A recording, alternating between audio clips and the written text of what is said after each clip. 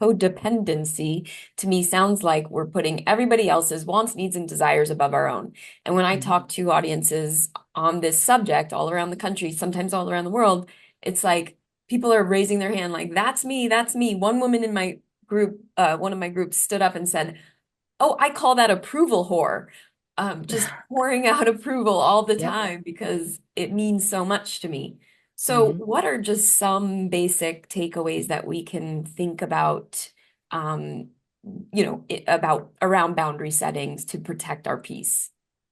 Well, part of it is, it's interesting. The way that I wrote Boundary Boss, a lot of it was sort of from the perspective of this is how we get other people to respect our boundaries.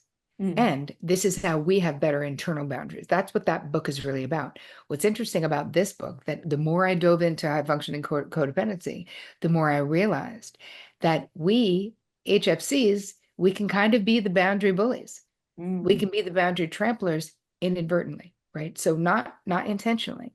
But again, go back to codependency is a mhm. desire for control because things feeling out of control makes us incredibly uncomfortable. Being in Right. the not knowing makes us incredibly uncomfortable, which is why we're usually good decision makers. This is Hmm. why we don't like surprises. Yeah. Like, don't throw me a surprise party ever, please. Thank you. And even being an HFC in recovery, a lot of the traits that I had when I was active, of course, a lot of them are great traits, right? This is the irony with being an HFC is that the more capable you are, the less codependency looks like codependency, but it's still codependency, which means you still have disordered boundaries, which is Mm-hmm. basically bringing it back to the boundaries. So I think that the first thing, there's two things that we can do that I think would be really helpful for anyone who's like, I don't know where I need boundaries. I don't know where I'm codependent. Help. Number one, do a resentment inventory. Mm. Wow. So My this sister is would call gonna, that a big book of grievances. But yes, big book of grievances. So what does this do for us? Well, we think about who am I kind of pissed off at right now? Who am I feeling underappreciated by? This is a very common feeling for an HFC because we do so much for so many. right. And even when people are grateful, they really can't be grateful enough because we're giving from a disordered place. Mm. You know what I mean? Yes, So I if get we're giving to feel okay about ourselves, if we're giving to control, if we're giving because we're afraid if we don't, what will happen, right? I always say with being an HFC, we have to learn what is my side of the street it. Hmm. and what is someone else's side of the street. We have to learn to let the chips fall where they may when they're not our mother effing chips, Right. right? Someone else has a right to to thrive, right? To succeed, to fail, to thrive, to flail. Mm. And when you are an HFC, we do not like anybody flailing.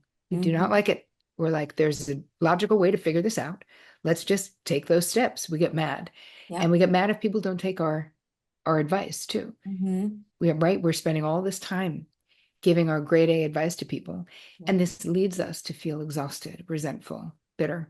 Yep. And I think that the better boundaries for ourselves, Hmm. when we really realize that we can put down other people's stuff, Yeah. that we're actually not on the hook. And how Bev, my therapist, let me off the hook where she was so smart to tell me it's not that you shouldn't save your sister, it's that you can't because she knows me.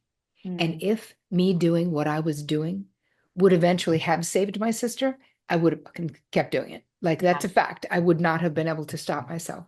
But when she was like, hey, it literally isn't going to work, then I was like, wait a minute, if it's not going to work, I need to stop doing it, you know? You're just So spinning I your think that, wheels for no yes, reason. Yeah. yes, because I'm quite efficient usually. And I was like, Right. well, that does not make sense. But I was relieved. And I think that all of you guys listening or watching have to give yourself permission to let's go back to the resentment inventory briefly, Yep. to handle those things. If you're resentful, and you'll see a pattern, you're going to see a pattern because so much of the time, if you're an HFC, if you feel identified with this, we're really not talking about how we feel that much. We're always willing to take one for the team. We are like expert problem solvers. We're amazing in a crisis. Like, oh my God, we're like the best people in the world in a crisis where we just know what to do. Yeah. We do not freak out. We're like, it's fine. This next thing, next right action, next right action.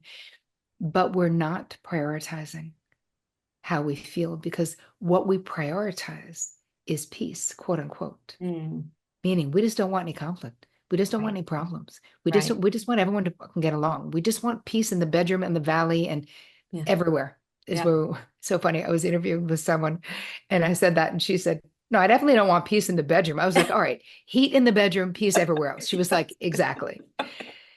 And so what is that? What happens to us if we are self-sacrificing?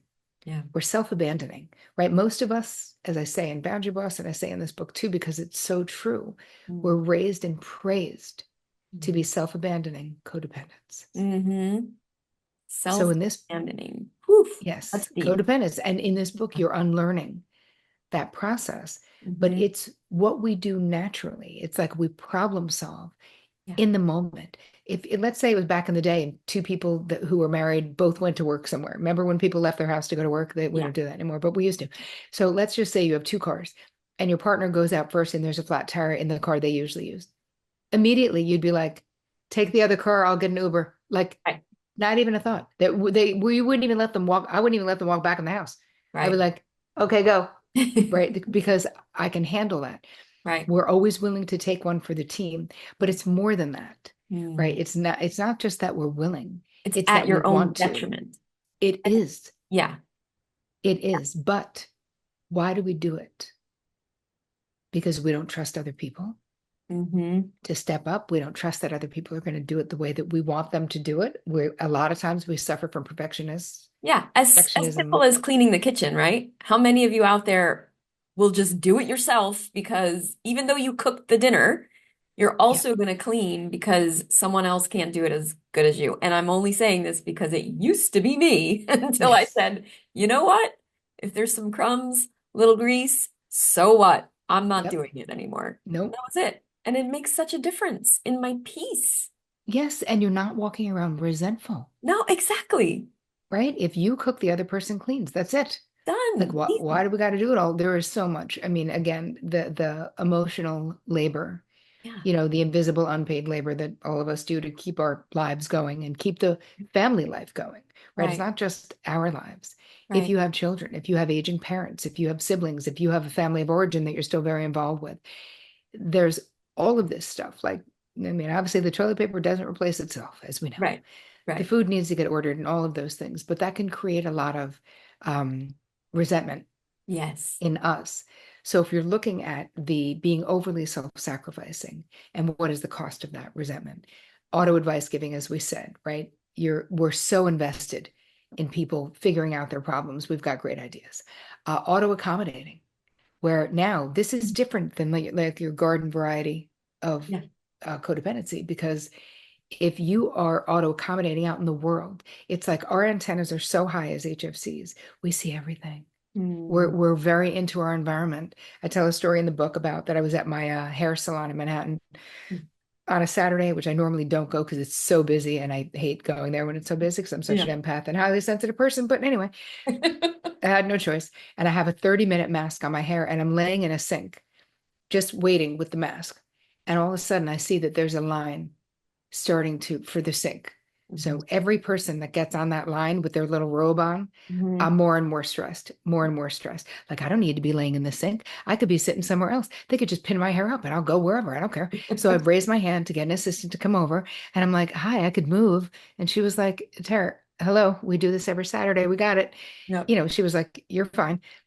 And I realized, first of all, I did a whole right the next day I did a blog on that because I was like, this can't Mm. just be me. I've been in Right. therapy for like 30 years and I'm still doing this shit. Yeah. So this can't just be me. And that went viral. Oh, People were wow. like, oh my God, me too. So why do we care? Again, why do we care? Because what is the cost of that?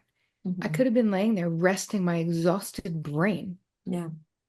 or listening to a podcast or meditating, calling Yeah. my mother. Yeah. But instead, I'm fucking worrying about some shit that has nothing to do with me, that is not Right. my responsibility.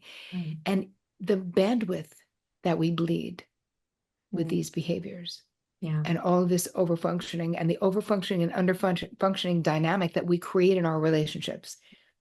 I mean, I used to say that I could have a regularly functional boyfriend and I Hmm. could turn him into an underfunctioner in 2 weeks or less in my 20s, Wow. right? Because I'd just be like, I Yeah. got it. Yeah. It's good. It's fine. We're good. I I'll made the do everything. reservation.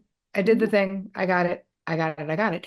I mean, that is an HFC mantra is I got it, or it has to be me, Right. because we don't. There really is a hyper um, independence Right. that comes with this affliction. But listen, you guys, we've already talked about the cost. We get the cost. Yeah. Burnout, Burnout. light. That's Burnout it. is Burnout, massive. burnout, burnout. Yep, Sucking your life force energy away from you day correct. by day. Yeah. And what's so funny is that we're willingly bleeding it, Yeah.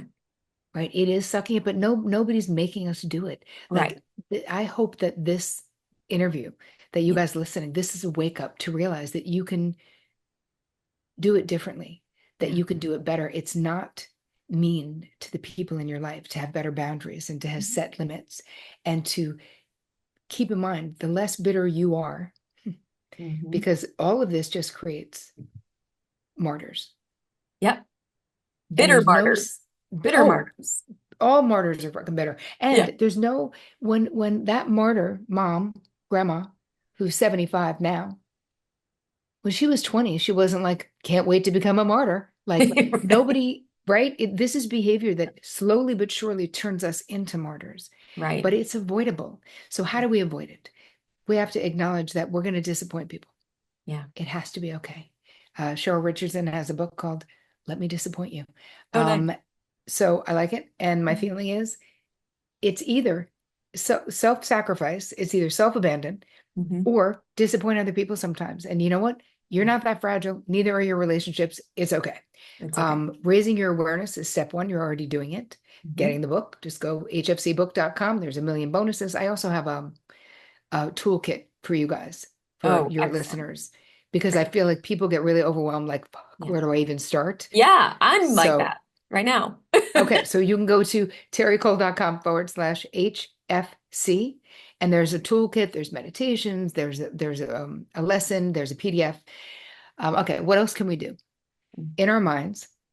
And this is something that Mel Robbins talks about. So it's like a concept that she originated, where when someone is telling you some terrible idea that they have about some terrible thing they're going to do, and you can't wait to tell them not to, you're instead of that, in your mind, you're going to go, let them. Just Just let let them. them. Yep. Just just let them. And Yep. your nervous system, I have a whole chapter in the book on nervous system regulation and emotional self-regulation. Because one thing that if you are an HFC, what you're not is an expert at your own feelings. Yeah. We're experts at other people's feelings. Mm. But our Right. whole thing is we just keep going, Yep. right? It's like we have this ability to just fucking suck it up and just kind of keep going, being Yeah. like, okay, what else am I going to do? I'm going to lay down and die. I'm just going to keep going. But Mm-hmm. our feelings matter. Mm-hmm. And I walk you through how to become more intimate and nuanced, Mm-hmm. knowing your own feeling. And then the last thing I want to say is something that you can do for your relationship, all of your relationships with Mm-hmm. children, with adults, with anybody, is if you are the auto advice giver, if you're the one that, and even if people come to you and they want that from you, right? Even if they want it from you, I will invite you to ask expansive questions instead of providing answers, with the honest knowledge that the truth is you don't know, because you're not God Mm. and neither am I. Right. And once you create all of this beautiful space for the people you love to tell you, share with you who they are, right? This is deepens the intimacy in our relationship so much, because we stop treating people like projects, And children. Yes. children in particular, Yeah. like your success is my success and your failure is my failure. No, you're Mhm. not the same person. It's funny. My mother always had this Irma Bombeck quote on her refrigerator that says, I promise not to take credit for your accomplishments if you promise not to blame me for your failures. I always thought that was a really good deal. Like, Smart. Yeah. okay, cool. I'll have my own and you'll have your own. And we all have the right to that. Mm. But if the only thing you did from listening to this episode of The Art of Badassery is you did a resentment inventory, Mm. you downloaded my toolbox, my little free gift for you, and you started asking expansive questions instead of auto advice giving, it will can change your life.